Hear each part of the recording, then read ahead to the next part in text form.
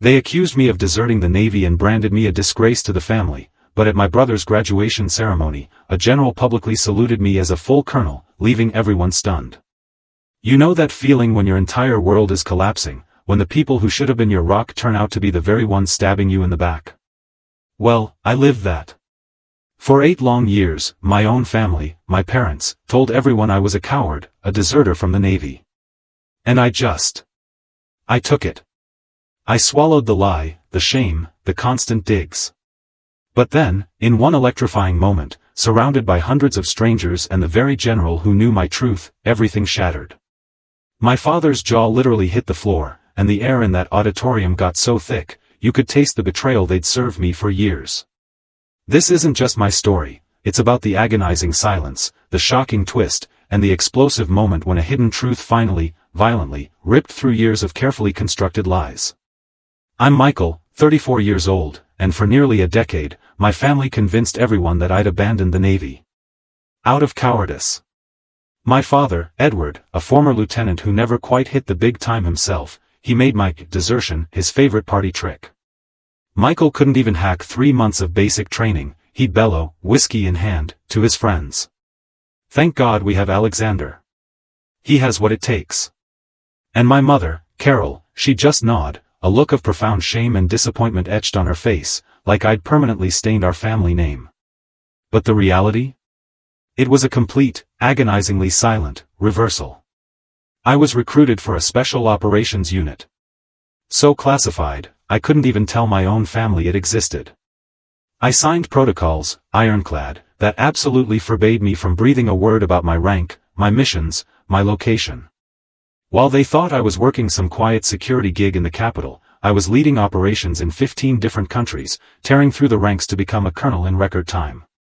Every Christmas, every birthday, every family gathering was an absolute masterclass in self-control. At least you found something you can handle, my father would say, a condescending pat on my shoulder, while he raved about Alexander's basic training accomplishments. Your brother's gonna be a Special Forces Marine soon. Do you know what that means? Of course, I knew. I'd trained plenty of them. Justice, it felt utterly out of reach while I clung to my vow of silence. But fate, man, fate has a wicked sense of humor. When Alexander invited me to his graduation ceremony, I agreed to go, even though I knew it would be a painful reminder of everything I'd suppressed. My younger brother wasn't to blame for my parents' lies, he genuinely believed I'd quit. They'd hammered that into him since he was 16.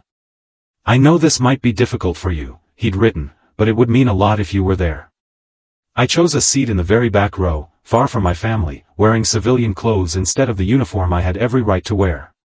What my family didn't know was that General Martinez, the man presiding over the ceremony, had been my direct superior for 3 intense years in classified operations.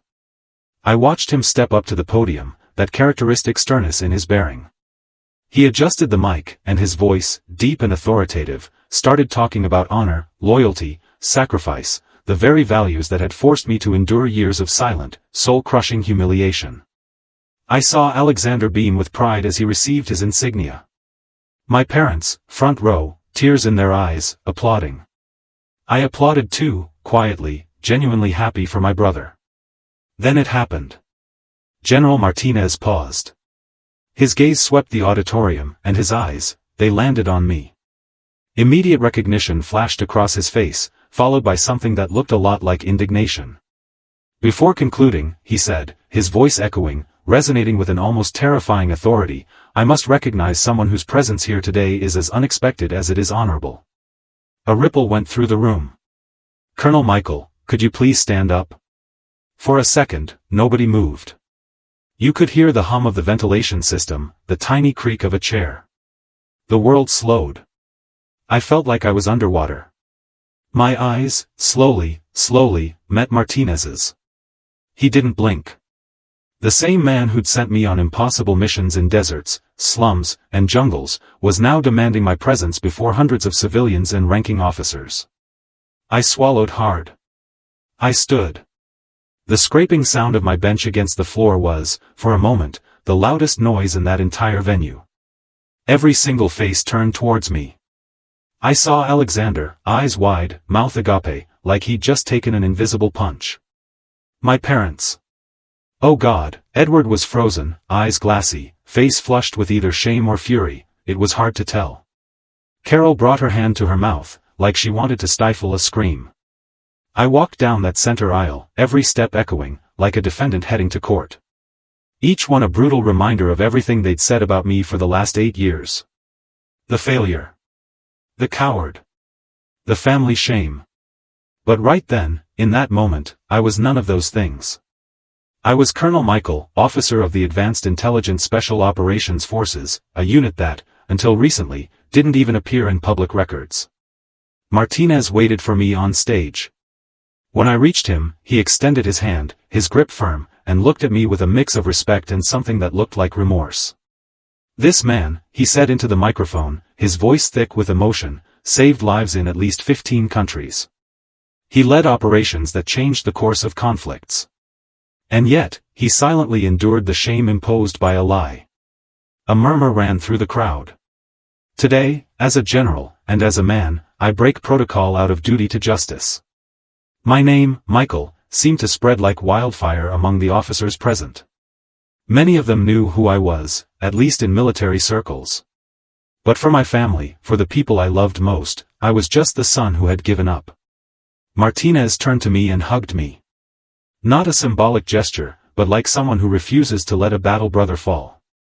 A ripple of applause started, discreet at first, then growing, swelling. Soon, the entire auditorium was on its feet. Everyone, except my parents. In that moment, I'll confess, I wanted to turn around, just for a second, and face them. Show them the world had finally discovered the truth. That the disowned son had returned. But I resisted. That victory wasn't just mine. It belonged to the men who had fallen beside me in missions that would never see history books. It was for them that I remained standing. Alexander was the first family member to move. He ran to me, his newly awarded insignia still pinned to his uniform, and hugged me. A confused, tight, urgent hug. "Why didn't you ever tell us?" he whispered, his voice choked. "Because I couldn't," I replied, holding the back of his neck like I used to when he was a kid. And because no one wanted to believe me when it mattered most. When I finally pulled away, I looked one last time at my parents. Edward looked like a cornered animal. The man who always boomed loudly at family gatherings now couldn't even meet my gaze. Carol still had tears in her eyes, but they weren't tears of joy. Martinez concluded the ceremony. "On behalf of the Navy, I thank those who serve," he said. "But today, I also publicly apologize to those who served and were unjustly forgotten." I left the stage in silence. Nothing more needed to be said there. The damage, the impact, had already been done. As I walked out of the auditorium, my phone vibrated in my pocket. It was Isabella, my wife, who had been watching everything through the private broadcast. A simple message: "Now they know. Come home when you're ready. I'm waiting for you." But I wasn't going home immediately. Something told me the real confrontation was yet to come. And for the first time in years, I was ready to face it. Few words were exchanged after the ceremony. Alexander looked at me with a mix of admiration and confusion. Carol seemed on the verge of collapse, but she wouldn't make eye contact. Edward? He just left, muttering something inaudible, pushing chairs out of his way, before I even got off the stage. Hours later, still in my civilian clothes, the recognition medal discreetly tucked into my jacket, I accepted Alexander's invitation to dinner with the family. "They want to talk," he'd said, a hopeful glint in his eyes that just broke my heart. The restaurant was elegant, discreet. A reserved table away from the other customers. I arrived last, as always. The table was silent. Edward, arms crossed. Carol staring at the menu, not seeing a thing. Alexander next to me, on his phone, trying to break the crushing discomfort. And Rose, our oldest aunt, was there too. Probably Alexander's attempt to balance the emotional battlefield. I sat down. The waiter came to take orders, but no one seemed willing to eat. When he walked away, the Cold War began. 8 years, Michael, Carol began, her voice tight, eyes fixed on her water glass. "You left us for 8 years without a word, and now you just, appear in an auditorium with a general calling you colonel? I took a deep breath. I never left you. I was always nearby. But my mission didn't allow me to speak. Everything I did was by choice, yes, but also by duty. Edward let out a bitter laugh. Duty? Abandoning your own family is duty now? No, Dad, I replied, trying to keep my voice steady. But fulfilling oaths is. And I swore confidentiality. I signed protocols. My life, and the lives of hundreds of soldiers, depended on my silence. You could have given some sign. Some explanation. Carol countered. You made us believe you had failed. I didn't make you believe anything. I interrupted, my voice firmer now. You chose to believe. You created the narrative. When I disappeared from the radar, when I stopped responding for mission security, you didn't look for answers. You invented a story and you spread it. Edward slammed his fist on the table, making the silverware jump. And what did you want me to say, huh? That my son vanished and nobody knew if he was alive or dead? I'm a former lieutenant, Michael. I have a reputation. No. I retorted, feeling my blood boil. You always had pride, but you never had the courage to defend your own son. It was easier to say I fled, that I was weak, than to admit you didn't know anything. You thought that would tarnish your name. He didn't respond. Carol tried to soften the mood. We just wanted to understand. That's when Isabella arrived. Nobody expected her. She was impeccable, as always, her access badge discreetly pinned to her lapel, her posture a mix of elegance and quiet authority. She kissed my cheek and sat beside me. Good evening, she said calmly. I hope you're all well. I received authorization to speak about some points. Edward looked at her like she was an intruder. And who are you, exactly? Isabella Michael, she replied, showing her wedding ring. Senior analyst of the Strategic Intelligence Division. Colonel Michael's wife, and more importantly, witness to everything he lived through in recent years. Everyone fell silent. Michael served in operations whose details you'll never know, she continued, her voice clear and strong. And everything he endured, he did for the country. For honor. For you, included. He was never weak. He was strong enough to endure in silence when his own family called him a coward. The silence was now absolute. And now, Edward murmured, his voice choked, you expect us to believe? Just like that? Suddenly? I'm not asking you to believe, I replied, facing him directly. I'm telling you this is the truth, and I no longer need to hide it. You'll deal with this however you want. But if you expect me to apologize for not being the son you expected? I'm sorry to disappoint you again. Rose finally spoke up. I knew there was something wrong with this story from the beginning. I always knew you weren't a coward, Michael. But nobody listened. Nobody wanted to listen. They only talked about Alexander as if you had never existed. And he wasn't to blame either, I completed, looking at my brother. He was a victim of the same lie. Alexander shook his head, visibly emotional. I believed it, Michael, because Dad always spoke with such certainty. I feel like an idiot. You were a boy, I said, a wave of tenderness washing over me. You just wanted a hero in the family, and they gave you the most convenient story. The waiter appeared with the plates, but nobody touched anything. Edward was breathing heavily, as if fighting against his own shame. Carol was crying silently, clutching her napkin with both hands. Isabella looked at me tenderly and discreetly slid her hand over mine. There's still time, Rose said, addressing Edward. To repair. To recognize the son you hurt out of pride. But Michael can't do that for you. That's up to you. I stood up. I fulfilled my role. Mom. Dad. I was there when no one could see. And today, for the first time, I no longer need to hide who I am. If you want to know the real Michael, now, it's up to you. I paid the bill before anyone could say another word and I left. Because what needed to be said had been said. For the first time in years, I wasn't the one who owed explanations. They say physical pain is temporary, but humiliation, that accompanies you in silence, day after day. I knew that better than anyone. It wasn't explicit torture. No screams, no aggression. It was something more subtle, more cruel, being diminished, drop by the very people who should have protected you. After I was recruited, everything changed. I remember exactly the day I got the call. I was only 26, freshly graduated in electronic engineering, with simple plans: stay in the Navy, climb the ranks, keep my life clean, my record even cleaner. But then Commander Williams appeared, talking about an ultra-secret task force, a unique chance to serve the country at a level few would ever reach. But you'll have to disappear officially. You'll be out of the Navy. No contact with family, except those strictly authorized. I thought about it, and I accepted. Out of patriotism, maybe out of a sense of duty, or because, at that point, I already knew my presence had never been truly valued in that house. In the first months of absence, I tried to maintain contact.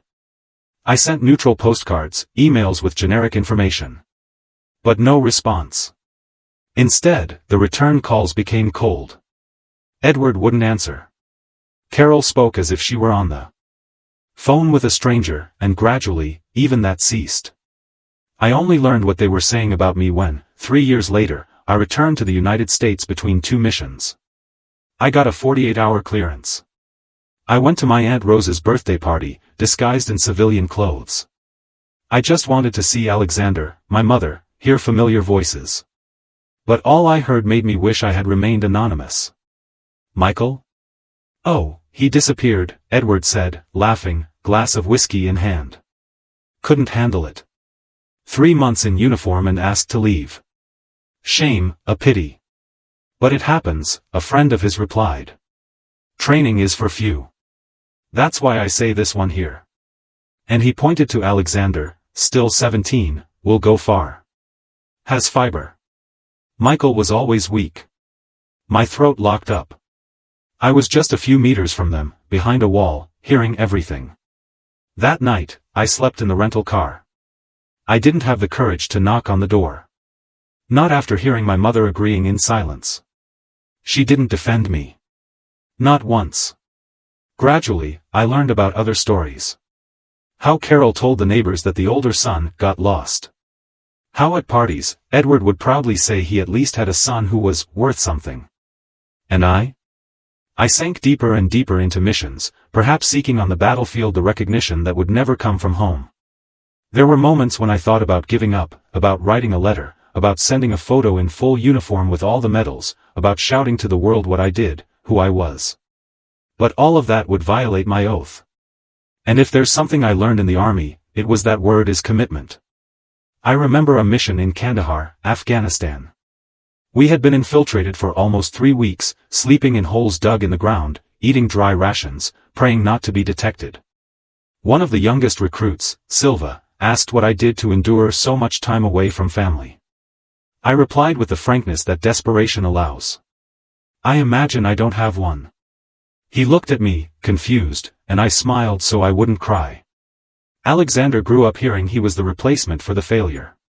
He took on the role with pleasure, not knowing that the brother he idolized in silence was the same one everyone ridiculed at parties. And even so, I never responded, never reacted. But inside, each word weighed like a lead vest. When we occasionally met, Carol treated me like an acquaintance. Edward, like a miscalculation. And I pretended it didn't hurt. Even at my wedding, only Rose was present. Isabella and I did everything discreetly at a military base in Spain. My parents weren't invited, not out of anger, but out of logic. What would they do there? Pretend smiles while thinking they were witnessing the union of a failure with a woman who surely didn't know the whole truth? Isabella knew everything. Every wound, every silence. And even so, she stayed. She was the one who put together the pieces of me that came back broken from each mission. And even if the whole world recognized my medals, my resume, my decorations, nothing replaced the absence of an "I'm proud of you" coming from Edward. Nothing erased Carol's constant look of disappointment. When I heard General Martinez call me Colonel, it was as if a scream held back for years finally came out. A piece of me, asleep, woke up. I was no longer the same man who heard his own father say, "He's a shame," while hiding. the difference now? They knew. And I wasn't going to apologize for becoming bigger than they expected. They should treat me as the son who left, or as the man who returned. And I also didn't know how to act. We were all relearning, gradually, with stumbles, but without masks. It was Rose who brought the first breath of lightness to that environment. "Remember that time when Michael was caught jumping the school wall," she said during lunch. "He swore it was just to get the ball, and came back with 2 sandwiches and a Coke." Alexander laughed out loud. Carol put her hand to her mouth, surprised to remember the scene. Edward let out a low laugh, and I, for the first time there, burst out laughing. I really laughed. That sound broke something. As if everyone finally had permission to lower their guard. That afternoon, Carol called me to see some photo albums. I opened each page as if leafing through another life. There were photos of me as a child, in school uniform, with crooked teeth and wet hair from the pool. And to my surprise, the album didn't stop in 2014. There were more recent photos of me, images that Isabella had secretly sent. Me at a ceremony abroad. Me at a symbolic Veterans Award. Me smiling with my team behind me. "I pretended I didn't know where you were," my mother said. "But deep down, I think I just didn't want to admit I had lost you." Keeping these photos was my way of saying that there was still hope. For the first time in years, I held her hand. She squeezed back, like someone holding a lifetime in a gesture. With Alexander, the relationship took a different turn, one of respect and also of exchange. We sat one night on the porch, drinking a beer in silence, until he said, "I joined the Navy because of you, not because of Dad." That surprised me. I always thought you just wanted to prove something to him. At first, yes, he admitted. But then I heard stories about the older brother who disappeared, the family shame, and even so, I thought there was something more. It was as if a part of me knew that story wasn't right, and I wanted to understand you. We remained silent for long minutes. "And now that you know?" I asked. "Now I want to be half the man you are. And I want my son to meet you someday." I smiled, for the first time, without pain in my chest. That family that rejected me was rebuilding me with their own pieces. 1 year passed. 1 year since Alexander's ceremony, 1 year since the truth came to light. Much changed since then. Today, I'm at home. A real home. My home. With Isabella by my side, stronger than ever, and a new routine that mixes physical training, mentoring young soldiers, and lectures at military schools.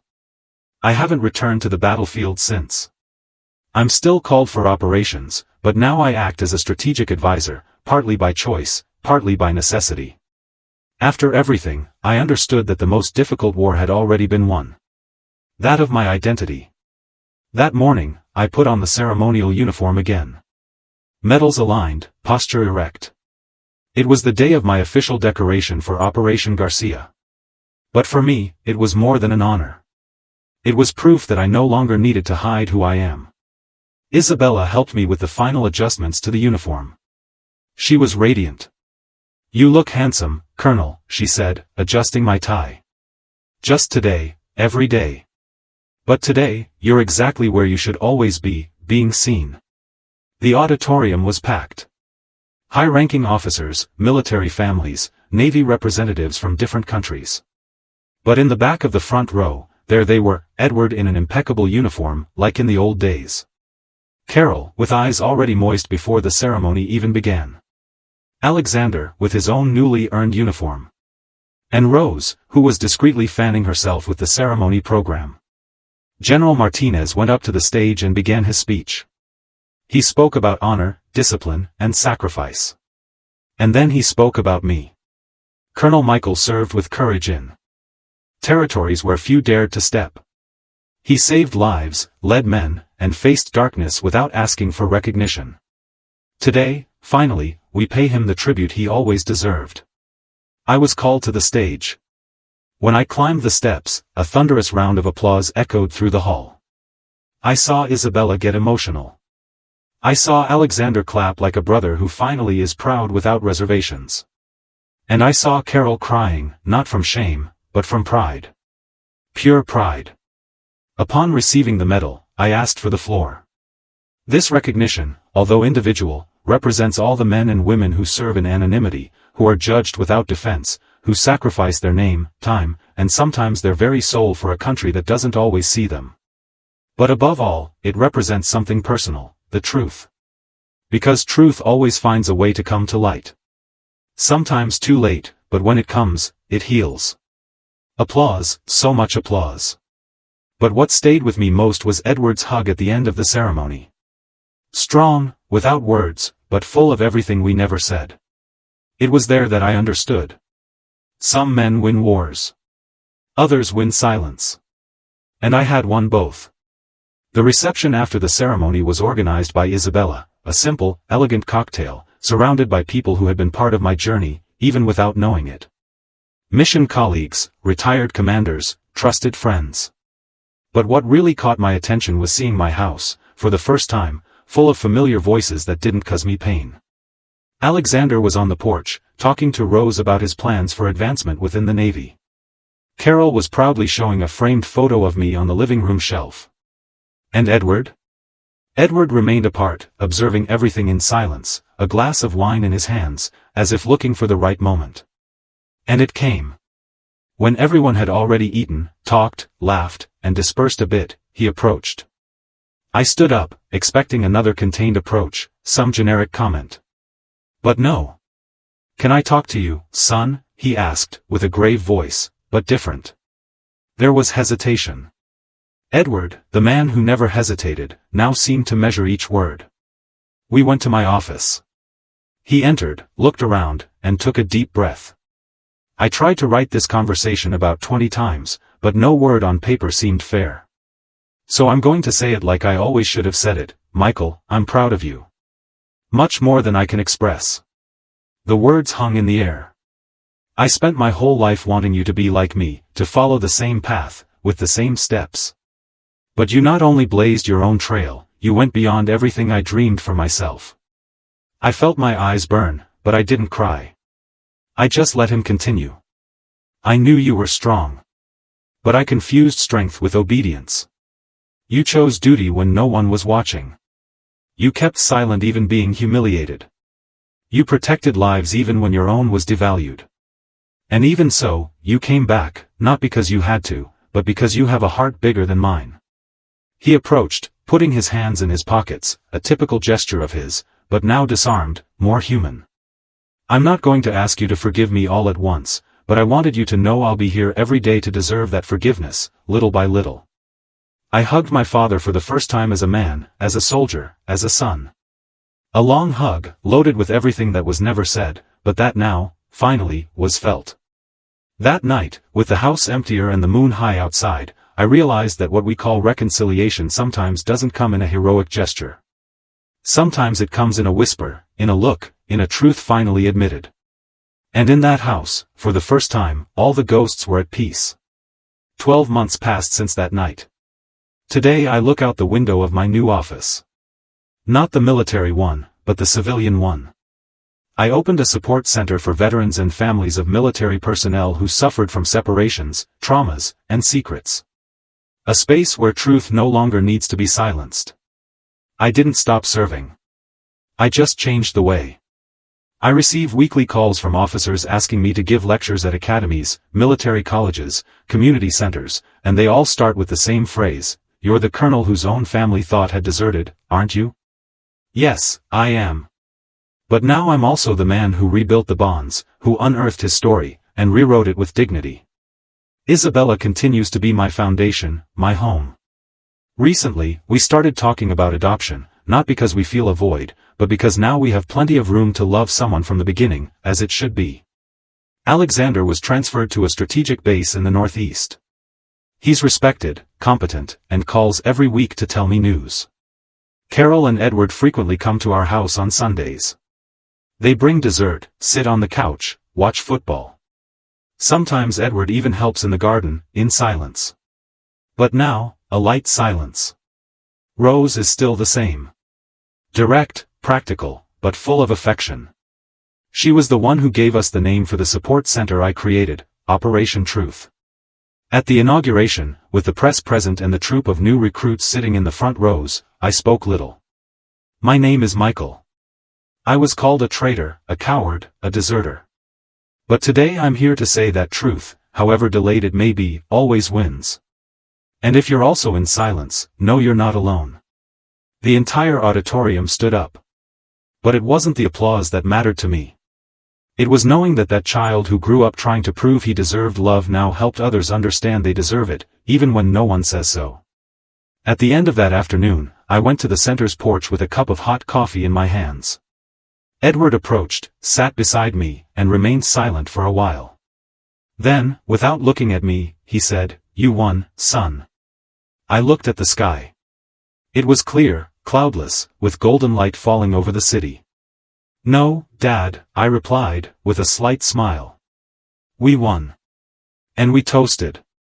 Not to the war won, but to the recovered truth, to the family that was reborn, and to all the second chances that life stubbornly insists on offering to those who don't give up on starting over."